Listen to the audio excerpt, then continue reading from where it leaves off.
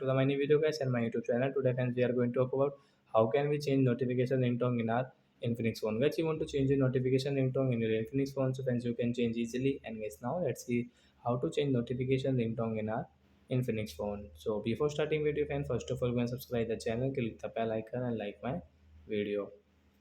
Then first of all we will on our phone setting to change notification ringtone, then guys scroll it.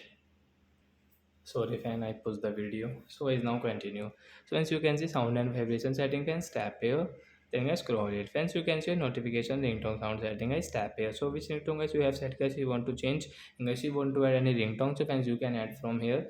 So example however we will change into spray ringtone and okay option. So friends you can see notification intervention and display, and guys you want to adjust your notification volume, you can increase, and guys you want to decrease, you can decrease from here guys. So like that guys you can use your notification ringtone setting, and guys you want to change your ringtone you can change. So bye bye friends, thanks for watching the video. Before going please go and like the video.